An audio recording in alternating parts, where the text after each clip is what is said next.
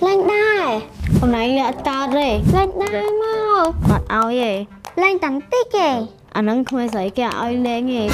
lên đây mau mặt áo gì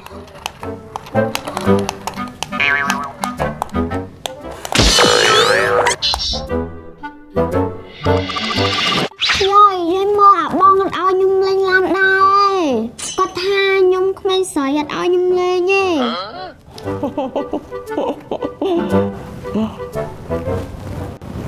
cha dây lưới tha là bỏ thằng trai anh lên nắng không anh xảy lệ ban men vậy gì ông phải trong lên đan ông lên mày cào bảo trai anh mình toàn ai ôn lên phong năng mấy bạn đang thả ôn xây đây mình cá tạm phải chỉ không ai xài nắng dây các con là xây nắng biết to ấy tới trái có thơ ấy có soi soi hay chịu dứt nằng trai đằng ọt miếng mình xây chỉ ra nơi không bật bật xa hai nơi không riêng pre nị tiền là bỏ Campuchia dớ nâng qua bát thò là bỏ dớ phiệt chán sao tại bàn bị phiệt ở cha là bỏ sợi trai nâng anh mà nói gì bật bên hai trái mà trai mà quay chết dây chăm ngày hưởng sẽ tham cái đằng ọt nơi không bật bật xa bật tê Campuchia dớ nâng cứ mới được trai chỉ ra đây mình còn bầm này cả thùng thế trong buổi bữa tiệc Campuchia dương bảo mình buổi quạt tế buổi dương mình ai cũng quay tí này ban tế này trai bật mẹ nói gì bật mẹ này dây chơi trong sạp rừng năng na cha chậm dây đi tiền là sợ nam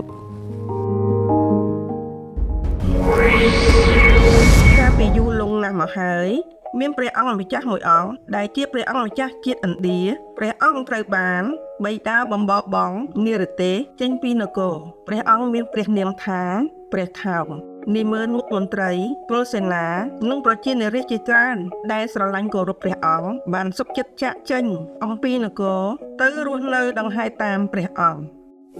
pre thảo banបញ្ជាបពុក្រុមព្រះអង្គឲ្យចុះសម្ពៅទូកក្បូនបណ្ដែតតាមខ្សែទឹកបន្ទាប់ពីធ្វើដំណើរអស់ជាច្រើនថ្ងៃសំពៅទ័ពរបស់ព្រះថោងព្រមទាំងមនុស្សម្នាស្រីប្រុសបានមកគឿនជាប់ចតក្នុងជួរភ្នំដងរែកព្រះអង្គក៏បញ្ជាឲ្យបោះយុទ្ធការចុះចតលើកោះនោះទៅ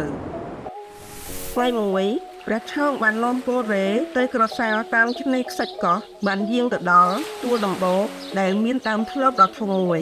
ដោយហេវហត់អស់កម្លាំងព្រះអង្គចូលទៅសម្រាកក្រោមដើមធ្លប់នោះដល់ពេលរសៀលទើបព្រះអង្គភ្ញាក់តែទឹកបានឡើងព័ទ្ធជុំវិញទួលគោកធ្លុកនោះដោយមិនអាចវិលត្រឡប់ទៅវាលប្រាសាទវិញបានព្រះថោងក៏ទ្រង់សម្រាកនៅទីនោះទ្រង់ចាំពេលទឹកស្រកដកទៅវិញគ្រានោះនារាត្រីដ៏សែនស្ងាត់ជ្រងំមានស្ត្រីមួយអង្គដែលជាបុត្រីដាច់បញ្ជុលនាគដែលមានព្រះនាមថាព្រះនាងធារាវតីបាននាំអស់ពួកភីនាងបរិវារចេញមកក្រសាលលេងកំសាន្តលើកោះគប់ឃ្លោកនោះព្រះថោងទតយល់ឃើញព្រះនាងកាណាក៏លោភលួចចាប់ចិត្តប្រតិបត្តិស្នេហាភ្លាមក្រោយពីបានផ្ដោះឡងសាកសួរគ្នាទៅវិញទៅមកព្រះថោងនិងនាងនាគក៏បានចាប់ផ្ដើមមានចិត្តស្នេហាស្មោះស្ម័គ្រក្នុងគ្នាទៅវិញទៅមកចំណែកព្រះនាងធារាវតីកាបើទៅដល់ឋានបញ្ជុលនាគវិញក៏បានរាយរាប់រឿងរ៉ាវតាមដំណើរទូលថ្វាយព្រះបិតានិងព្រះមេត្តាតែបញ្ជុលនាគមិនបានយល់ទ្រង់ទាស់ទេព្រះអង្គបានសុខចិត្តយល់ព្រមទៅតាមសំណុំពរគោលបំណងរបស់បុត្រី7ថ្ងៃក្រោយមកព្រះថោងបាននាំពលរេសេនាលើកទំនូលគួសារអាករគ្រប់បែបយ៉ាងឥតមានខ្ចោះឥតមានខ្វះត្រង់ណាយកអុកទុកក្រៀមខ្លួនរងចាំនៅក្រោមដើមធ្លកដល់ថ្ងៃកំណត់តែបញ្ជុលនាគនិងអគ្គមហេសីបានយាងចេញមកត្រង់កន្លែងដើមធ្លកនោះព្រះថោងពេលឃើញព្រះមេត្តាព្រះបិតាព្រះនាងធារាវតីភ្លាមកាលណាព្រះថោងទ្រង់រត់ជង្គង់ក្រាបថ្វាយបង្គំដោយក្តីគោរពតែបញ្ជុលនាគនិងអគ្គមហេសីពេញចិត្តត្រេកអរសាទរណាស់បានទទួលព្រះថោងជាកូនប្រសាហើយក៏បានរៀបចំអភិសេកកូនស្រីកូនប្រុសជាគូស្វាមីភរិយាតរៀងមកដាច់បញ្ជុលនាគព្រមទាំងបរិវារនិងពលរេសេនាពើគួររិញទឹកស្អត់ឲ្យកើតបានជាដីស្ងួតខំថេងទលំទលាយហើយបានកសាងប្រាង្គប្រាសាទ វាំងតូចធំទុកថ្វាយជាច្រើន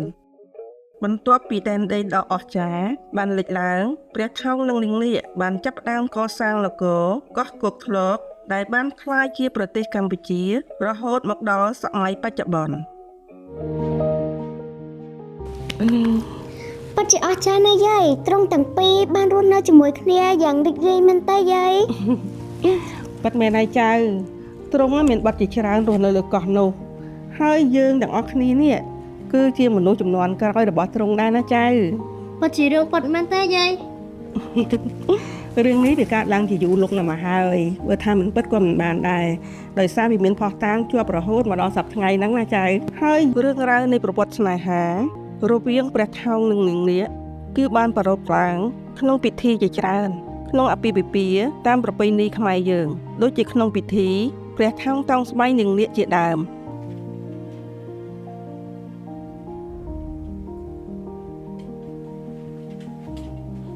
អរគុណណាបងខ្ញុំចង់ស្ដាប់រឿងនិទានផ្សេងៗទៀតណាយាយ ពេលនេះយប់ហើយ